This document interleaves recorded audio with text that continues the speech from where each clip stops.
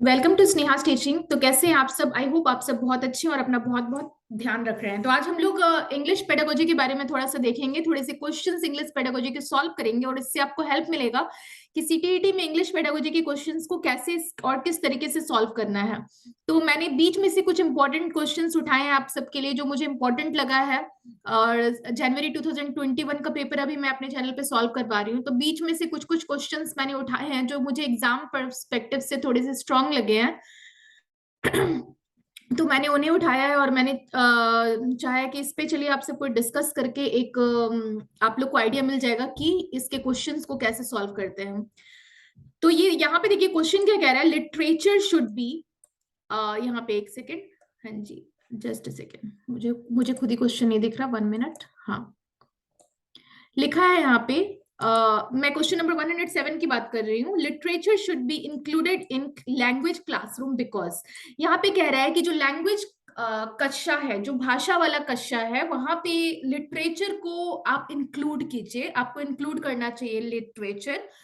क्यों इंक्लूड करना चाहिए या फिर लिटरेचर को क्यों इंक्लूड किया जाता है, उसके लिए चार ऑप्शंस दे रखे हैं। ठीक है, पहला दिया है it helps learners to be budding writers. ठीक है, पहला दिया है कि जो सीख रहे हैं लिटरेचर, उनको लिटरेचर सीखने से वो बहुत ही अच्छा लिखने लगेंगे, वो बहुत ही अच्छा लिखने लगेंगे। तो आप ही बताइए कि आपको लग रहा है कि ऑप्शन सही होगा? क्या कोई लिटरेचर पढ़ने से एक अच्छा राइटर बन सकता है? मतलब हाँ, बन भी सकता है, बट क्या वो पढ़ते पढ़ते ऑटोमेटिक है? जो ज्यादा पढ़ता है उसको पढ़ते पढ़ते अच्छे से लिखना भी वो कहीं ना कहीं सीख ले, वो बात की बात है, बट पढ़ना और लिखना दो अलग अलग चीज है। ठीक है, तो यहाँ पे भी लिखने का कोई मतलब नहीं है यहाँ पे आने का। ठीक है, इस क्वेश्चन से बिल्कुल मैच नहीं खा रहा। ठीक है, ये फर्स्ट ऑप्शन। तो सेकंड ऑप्शन देखते हैं क्या है।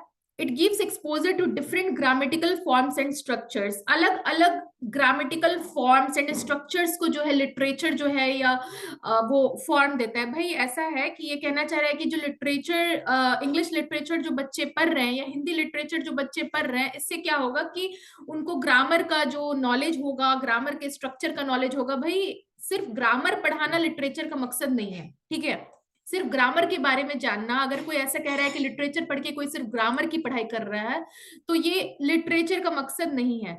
ठीक है, तो लिटरेचर को सिर्फ आप ग्रामर से नहीं तौल सकते हो या सिर्फ आप राइटर से नहीं तौल सकते हो कि बच्चे अच्छे लेखक बन जाएंगे, बच्चों को ग्रामर अच्छा आ जाएगा, व्याकरण अच्छा आ जाएगा, ऐसा कोई जरूरी नहीं है।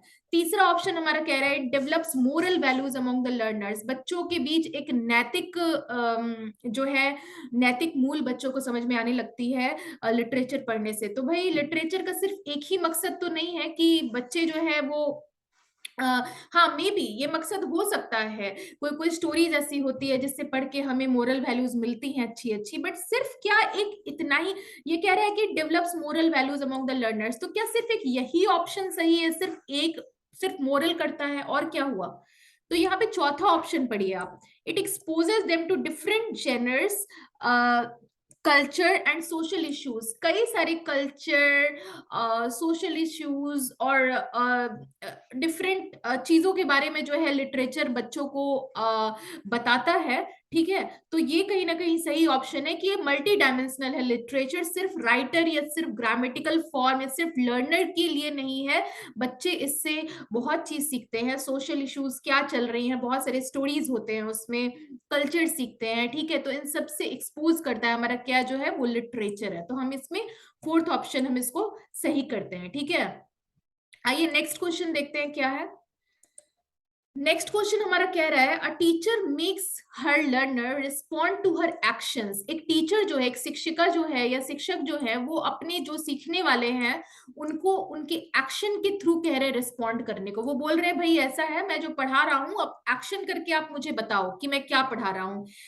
या फिर एंड स्पीच, ठीक है, आप स्पीच के थ्रू बताओ, only by respond to her actions. एक मिनट क्वेश्चन हमारा, एक मिनट मैं फिर से बता दे रही हूँ, शायद मैंने गलत बोला। क्वेश्चन कह रहा है a teacher makes her learners respond to her actions and speech, यानी कि पूरा पढ़ने पे ये समझ में आता है कि एक टीचर जो है वो अपने सीखने वाले को ये बता रहा है कि मैं जो एक्शन कर रहा हूँ या मैं जो बोल रहा हूँ उसका जो रिप्लाई है आप सिर्फ और सिर्फ बॉडीली मूवमेंट से दो, यानी कि सिर्फ और सिर्फ आप अपने बॉडी के पार्ट्स को एक्सप्रेस करके, यानी कि हाथ को हिला के या पैर से या कैसे भी आप जैसे भी एक्सप्रेस कर सकते हो, बॉडीली मूवमेंट से ही आप मेरे जितने भी क्वेश्चन है या मैं जो एक्शन कर रहा हूँ या मैं जो बोल रहा हूँ उसका आपको आंसर देना है। What is this known as, इसको हम लोग क्या बोलते हैं?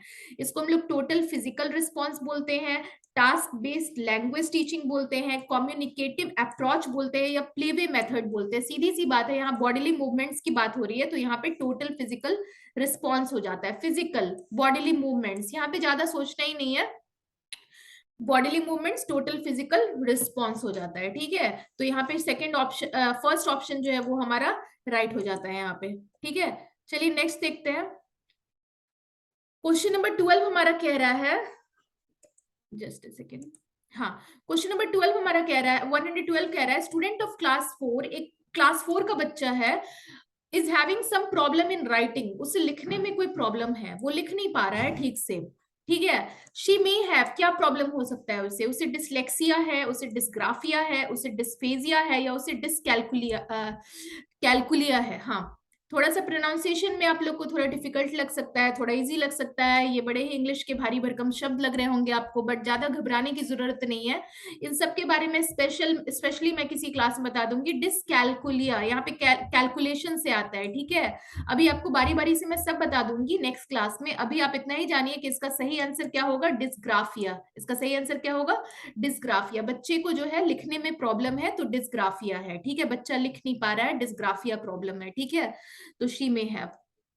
अभी देखिए नेक्स्ट क्या है हमारा, नेक्स्ट क्वेश्चन है हमारा, it specifies the rules which govern the arrangement of words into phrases। कुछ words हैं जिनको अरेंज करके phrases बनाते हैं या clauses बनाते हैं, sentences बनाते हैं, तो ये कौन से रूल में आता है? it specifies the rules which govern the arrangement of words। यहाँ पे words को हम लोग जब phrases में convert करते हैं, clauses and sentences, ठीक है, जैसे कोई वर्ड्स है उसको हमने फ्रेज में कन्वर्ट किया, क्लाउजेस में कन्वर्ट किया, सेंटेंसेस में कन्वर्ट किया, तो ये कौन से रूल में आता है? ये डिस्कोर्स है। ठीक है, कौन से रूल इस चीज को गवर्न करते हैं? जैसे वर्ड्स को फ्रेज में हम कन्वर्ट कर रहे हैं या क्लॉज में कन्वर्ट कर रहे हैं, सेंटेंसेस में कन्वर्ट करें, तो ये डिस्कोर्स हो गया, सिम्नेटिक्स हो गया, सिंटेक्स हो गया या कोहेजन हो गया। क्या हो गया? इसका सीधा सीधा आंसर है सिंटेक्स। इसका क्या आंसर हो जाएगा? सिंटेक्स। ठीक है, सिंटेक्स में आप पढ़ते हो कि वर्ड्स को जो है फ्रेजेस में, क्लॉजेस में या सेंटेंसेस में जो है कैसे हम फ्रेम करते हैं। ठीक है, नेक्स्ट देखते हैं, नेक्स्ट क्या है। नेक्स्ट हमारा क्वेश्चन नंबर 114 है, a teacher of class 6 has labelled the classroom objects such as blackboard, door, window, fan, table, chair, etc. in different languages। एक टीचर ने क्या किया कि क्लासरूम में उस टीचर ने क्या किया कि कुछ वस्तु हैं जैसे कि ब्लैक बोर्ड हो गया, डोर हो गया, विंडो हो गया, फैन हो गया, टेबल हो गया, चेयर हो गया, जितनी भी चीज थे क्लासरूम में, टीचर ने क्या किया, सबको डिफरेंट लैंग्वेजेस में, हिंदी हो गया, इंग्लिश हो गया, उर्दू, संस्कृत एक्सेट्रा, इन सब में जो है नेम कर दिया, उन सब में डाल दिया नाम, यानी कि हिंदी, इंग्लिश, उर्दू, संस्कृत सब में जो है वहां पे लिख दिया। ठीक है, लेबल कर दिया क्लासरूम को। जैसे फैन है, फैन को फैन लिख दिया इंग्लिश में, टेबल है, टेबल को टेबल लिख दिया इंग्लिश में, चेयर को कुर्सी लिख दिया हिंदी में, या फिर जो दरवाजा है उसको उर्दू में लिख दिया। तो ये पूरे क्लास को जो है ना टीचर ने अलग अलग डिफरेंट डिफरेंट लैंग्वेजेस में सारी चीजों को लिख दिया। ठीक है, तो इसको हम लोग क्या बोलेंगे? Is learning through grammar translation method. यहाँ पे ग्रामर ट्रांसलेशन मेथड से पढ़ाई हो रही है। भाई ग्रामर कहाँ से आ रहा है, मुझे ये कोई बताए, यहाँ पे ग्रामर कहाँ से आ रहा है? यहाँ पे तो टीचर ने अलग अलग भाषा की बात हो रही है, यहाँ पे ग्रामर की तो बात हुई नहीं है, तो यहाँ पे ग्रामर फर्स्ट ऑप्शन आपका पहले ही रॉन्ग हो गया। सेकेंड दे रहा है, is creating a language confusion in student. भाई पहली सीधी सी बात है कि एक टीचर कभी भी निगेटिव रोल प्ले नहीं होता है अपने बच्चों का। एक टीचर कभी नहीं चाहेगा कि उसके बच्चे कंफ्यूज हो। एक टीचर हमेशा पॉजिटिव रोल प्ले करता है, एक टीचर हमेशा अपने बच्चों का अच्छा चाहता है, तो एक टीचर कभी भी ये नहीं चाहेगा कि उसके बच्चे कंफ्यूज हो जाए। तो सेकंड ऑप्शन आपका एकदम से गलत हो जाता है, क्योंकि यहाँ पे सीधा लिख रहा है कि टीचर जो है कंफ्यूजन क्रिएट कर रहा है बच्चों के बीच। भाई टीचर है कि विलेन है, क्या है? वो टीचर है ना, वो टीचर है, कभी बच्चों का बुरा नहीं चाह सकता है। तो अगर उसने कुछ ऐसा किया है तो वो कुछ सोच समझ के ही किया है, वो कंफ्यूजन क्रिएट करने के लिए नहीं किया है। थर्ड आता है इस focusing on three language formula, कि टीचर जो है थ्री लैंग्वेज फॉर्मूला पे फोकस कर रहा है। भाई थ्री क्यों? यहाँ पे तो चार दिया हुआ है लैंग्वेज, हिंदी दिया हुआ है, इंग्लिश दिया हुआ है, उर्दू दिया हुआ है, संस्कृत दिया हुआ है, एक्सेट्रा। यहाँ पे तो क्वेश्चन में ही तीन लैंग्वेज से ज्यादा दिया हुआ है, तो टीचर कैसे थ्री लैंग्वेज फॉर्मूला को जो है फोकस कर रहा है? भाई बिल्कुल गलत बात है, ठीक है। और यहाँ पे सिर्फ एक बात ये नहीं है, जो पॉजिटिव है थ्री लैंग्वेज फॉर्मूला की बात नहीं है यहाँ पे, जो पॉजिटिव है उसको जो है हमें सेलेक्ट करना है, ठीक है। फोर्थ दिया है, is a rich resource for promoting multilingualism, ठीक है। ये एक बहुत ही सरल तरीका है, बहुत ही सही तरीका है, जिससे कि आप अगर बहुभाषी कक्षा है जहाँ पे बहुत सारे भाषा के बच्चे आ रहे हैं, जिनको बहुत सारा भाषा बोलने आ रहा है, तो वैसे क्लासरूम को डील करने का ये बहुत ही सही तरीका है कि बच्चों को आप थोड़ा फैमिलियर कर दीजिए। जिस भाषा के जो भी बच्चे हैं उस भाषा से आप कोई चीज क्लास में डाल दीजिए, तो बच्चे जो है अलग अलग भाषा के बच्चे अपने चीजों को समझ पाएंगे, उस चीजों को देख पाएंगे और हर तरह की भाषा को सीख पाएंगे, ठीक है। तो ये कहीं ना कहीं जहाँ पे एक एक तरीका है, ये एक साधन है क्लास में सिखाने का। अगर बहुत सारे भाषा को आप सिखाना चाहते हैं, कुछ मतलब दो तीन चार भाषा है, उसके बच्चे हैं, और आप सभी भाषाओं को महत्व दे रहे हैं, और कुछ भाषाओं को चाहते हैं कि आप सब बच्चे एक दूसरे से फैमिलियर हो जाए, तो ये कहीं ना कहीं सही तरीका है उस चीजों को सिखाने का, और सही अप्रोच है, ठीक है। तो यहाँ पे फोर्थ ऑप्शन जो है आपका राइट हो जाता है, ठीक है। अभी यहाँ पे हम एक क्वेश्चन देखते हैं। यहाँ पे देखिए क्वेश्चन कह रहा है, इन अ लैंग्वेज क्लास, एक लैंग्वेज क्लास है, ठीक है, स्टूडेंट्स आर मेमोराइजिंग, बच्चे क्या कर रहे हैं? रट रहे हैं, the dialogues through the drill and practice, dialogues को रट रहे हैं ड्रिल एंड प्रैक्टिस से, and the teacher is correcting their pronunciation mistakes immediately, और बच्चे जो भी प्रोनाउंसिएशन रॉन्ग कर रहे हैं, टीचर उसको क्या कर रहा है? एकदम फटाक से, एकदम तुरंत से सही कर दे रहे हैं टीचर, ठीक है। they are practicing the dialogues in chorus, the teacher is following the, इसमें सीधा सीधी ऑडियो लिंगुअल मेथड आ जाता है, इसमें ज्यादा डिस्कस भी नहीं करना है, आपको देखना भी नहीं है, क्योंकि ये डायरेक्ट मेथड, ये सीधा ऑडियो लिंगुअल मेथड आता है। इसका सही आंसर क्या होगा? ऑडियो लिंगुअल मेथड होगा। ये बाकी मेथड इसमें नहीं होंगे, क्योंकि टीचर यहाँ पे, बच्चे जो है वो क्या कर रहे हैं? यहाँ पे देखिए बच्चे, मैं फिर से एक बार क्वेश्चन दिखाती हूँ। बच्चे क्या कर रहे हैं कि डायलॉग्स को मेमोराइज कर रहे हैं, टीचर और टीचर क्या कर रहे हैं? उनके प्रोनाउंसिएशन को तुरंत से सही कर रहे हैं, ठीक है। और जो डायलॉग्स है वो कोरस में, ग्रुप में कहीं ना कहीं प्रैक्टिस किया जा रहा है, तो टीचर क्या कर रहा है? ऑडियो लिंगुअल मेथड को फॉलो कर रहा है। क्या कर रहा है? ऑडियो लिंगुअल मेथड को फॉलो कर रहा है, ठीक है। नेक्स्ट क्वेश्चन देखते हैं, ठीक है। द ओरल एरर्स, हाँ यहाँ पे लिखा है कि जो ओरल एरर्स है बच्चों का, ठीक है, उसको टीचर कैसे करेक्ट कर सकता है? अगर बच्चे बोलने में कुछ गलती कर रहे हैं, ठीक है, तो टीचर उसको कैसे करेक्ट कर सकता है? शिक्षक उसको कैसे सही कर सकता है? पहला दिया है, corrects an error directly after the student has made the error. अगर एक बच्चे ने गलती कर दिया, तो टीचर फटाक से उसको तुरंत से सही कर देगा, भाई तुमने ये बोला, ऐसा नहीं है, ये होगा, ठीक है। पहला तो तरीका ये है, ठीक है। चलिए हम इसे रहने देते हैं, बट हम बेस्ट को खोजेंगे, ठीक है। ये कोई, फिर भी ये कोई सही तरीका नहीं हुआ। बच्चे ने बोला, भाई मान लीजिए कि आपने उनसे पूछा 2+2 4, बताओ बेटा 2+2 4 होता है या नहीं? बच्चे ने बोला 2+2 8 होता है, तो आपने उसे बोला देखो 2+2 8 नहीं होता है, 2+2 4 होता है, आप चले जाओ सीट पे बैठ जाओ वापस। तो ये एक तरीका, एक टीचर ऐसे नहीं, टीचर को ऐसा नहीं करना चाहिए। आपने राइट बता दिया, आपने अपने आप को वहां पे सुपीरियर साबित कर दिया कि आप टीचर हो, आपको सही पता है, बट बच्चे ने आपसे क्या सीखा? बच्चे को तो बस इतना ही पता चला ना कि उसको एक राइट आंसर आपने बता दिया, बट आपने अप्रोच तो नहीं बताया ना। आपने आपने क्या जानने की कोशिश की कि बच्चे उस चीज को सही कैसे कर सकता है, वो क्या सही तरीका अपना सकता है जिससे 2+2 4 हो जाए, कि आपने उसे समझाने की कोशिश की। तो ये आंसर कहीं ना कहीं सही नहीं है, हम इसे क्रॉस ही कर देंगे। ऐसा नहीं हो सकता है कि डायरेक्टली आप एरर को स्टूडेंट को बता दो, उसे सही कर दो और उसे वापस भेज दो, ये तरीका सही नहीं है, ठीक है। दूसरा कह रहा है, points out the error in general and lets the student try to correct himself first. बिल्कुल सही बात है, ये सही लग रहा है मुझे कि आप एरर को पॉइंट कीजिए, गलती क्या हुई है उसे आप पॉइंट कीजिए, ठीक है। जनरल में पॉइंट कीजिए और स्टूडेंट को खुद कोशिश करने दीजिए कि उसे सही करे। आप उसे बताइए कि देखो बेटा यहाँ पे गलती हुआ है, ठीक है, और स्टूडेंट को मौका दीजिए कि वो गलती कहाँ पे हुआ है, उस चीज को वो सही करे, ना कि उसे बस सीधा कहिए कि ये गलती हुआ है और उसे सही कर दीजिए आप खुद ही। तो बच्चा कभी सीखेगा ही नहीं, उसे पता चलेगा वो स्पून फेड हो जाएगा, उसे पता चलेगा मैं गलती करता हूँ टीचर सही करती है, मैं गलती करता हूँ टीचर सही करती है। ये तरीका नहीं है। अगर आपने देखा है कि बच्चा बोलने में गलती कर रहा है, वो कहीं गलती कर रहा है, तो आप उससे बताइए कि बेटा यहाँ पे गलती है।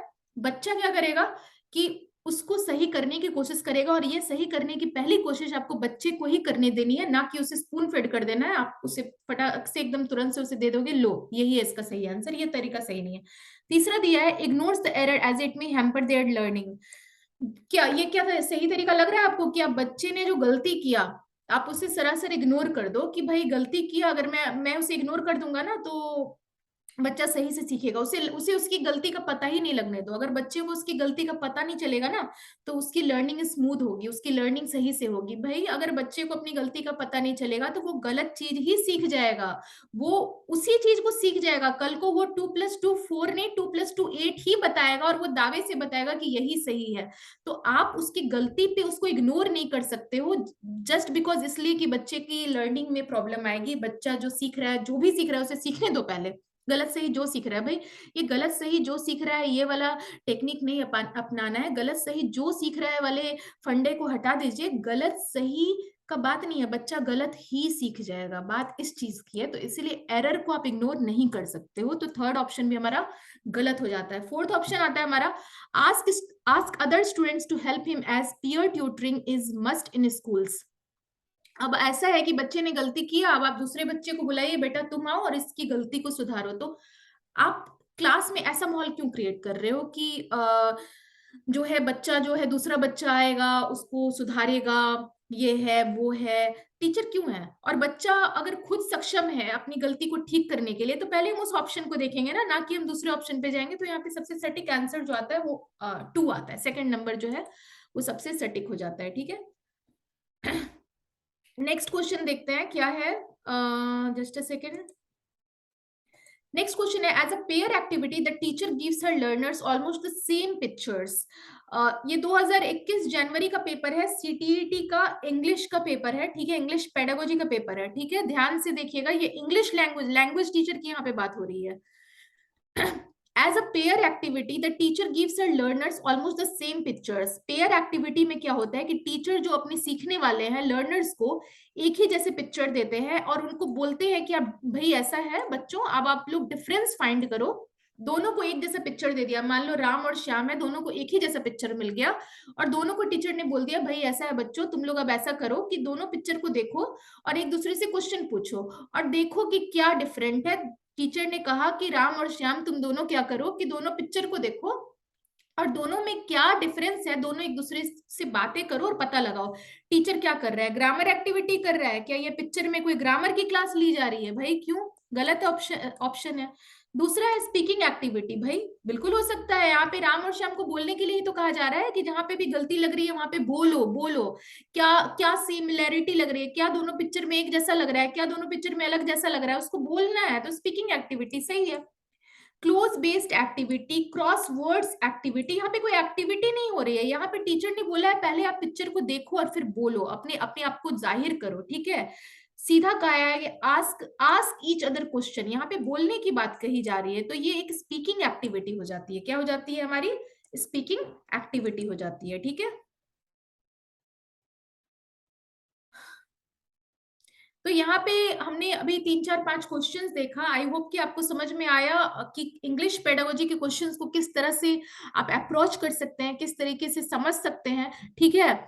और उस चीज को समझने की कोशिश कीजिए, चीजों को समझने की कोशिश कीजिए। इंग्लिश पेडागोजी भी क्या है, एक इंग्लिश का टीचर कैसे एक्ट करेगा क्लास में। आप पीआरटी टीचर बनने वाले हो, सीटीईटी 1 to 5 में टीचर को ऑलमोस्ट इंग्लिश, हिंदी, जो भी आप साइंस होता है, एसएसटी होता है, ईवीएस, सॉरी साइंस एसएसटी नहीं, साइंस एसएसटी का क्या होता है कॉम्बिनेशन, ईवीएस होता है। क्लास 1 to 5 में साइंस और एसएसटी अलग अलग नहीं होती है। तो आप लोग को इस चीज को समझना है और एज अ टीचर आप कैसे आंसर कर सकते हो उस चीज पे ज्यादा फोकस करना है। खुद को टीचर की जगह प्लेस कीजिए और फिर क्वेश्चन को सॉल्व कीजिए, तो क्वेश्चन सीटीईटी की आराम से बनती है। तो ठीक है, फिर आज इतना ही रखते हैं, फिर नेक्स्ट क्लास लेती हूँ। और मोटिवेशन वीडियो तो मेरी आती रहती है ताकि आप लोग को मोटिवेशन मिलता रहे, और साथ साथ क्लास की वीडियोस भी मैं लेते रहती हूँ ताकि आप लोगों को सीटीईटी के क्वेश्चन को सॉल्व कैसे करना है उसका भी एक टेक्निक आप लोगों को साथ साथ पता चलते रहे। तो आज के क्लास के लिए बस इतना ही। तब तक आप लोग सब लोग अपना ध्यान रखिएगा, स्वस्थ रहिएगा, मस्त रहिएगा, व्यस्त रहिएगा। मिलती हूँ नेक्स्ट सेशन में या नेक्स्ट क्लास में या नेक्स्ट मोटिवेशन में। तब तक के लिए गुड बाय।